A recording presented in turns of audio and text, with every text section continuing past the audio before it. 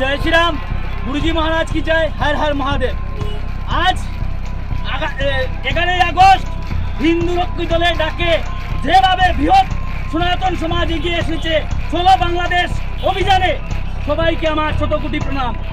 বাংলাদেশে যেভাবে মৌলবাদী জিহাদিরা হিন্দুদের উপর অত্যাচার করছে, মা বোনদেরকে দর্শন করছে, দেখে হিন্দুদেরকে হত্যা করছে, তারই প্রতিবাদে আজকে আমরা বাংলাদেশ চলে ডাক দিয়েছি।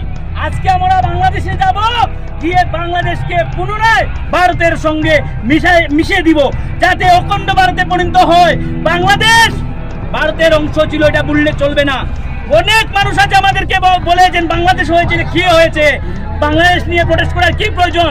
আমরা ভুলে গেছি বাংলাদেশ 1947 খ্রিস্টাব্দের সময় ভারতবর্ষের অংশ ছিল, কিন্তু জিহাদি মৌলবাদীরা দুটি পার্ট করেছিল, একটা ছিল হিন্দুস্তান এবং একটা ছিল পাকিস্তান।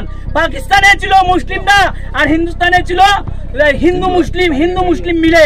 কিন্তু পাকিস্তানে যে জায়গাতে ছিল 18% 19% হিন্দু, কিন্তু আজকের দিনে এই জায়গাতে হিন্দু নেই। বাংলাদেশে দেখা যাচ্ছে আগে ছিল স্বাধীনতার সময় 23%, কিন্তু আজকের দিনে 8%। এইসব দেখে আমরা বয়ে কাচ্ছি যে আগামী দিনে আমাদের করিমগঞ্জে কি হবে। তাই আজকে আমরা এখান থেকে আওয়াজ দিচ্ছি সিলেটে, বাংলাদেশের তখন সরকার নেই, কুকুর ছাগল এগুলা সরকার চালাচ্ছে।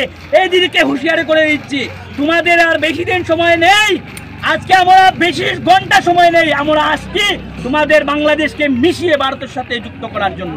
জয় শ্রীরাম, গুরুজি মহারাজ কি জয়।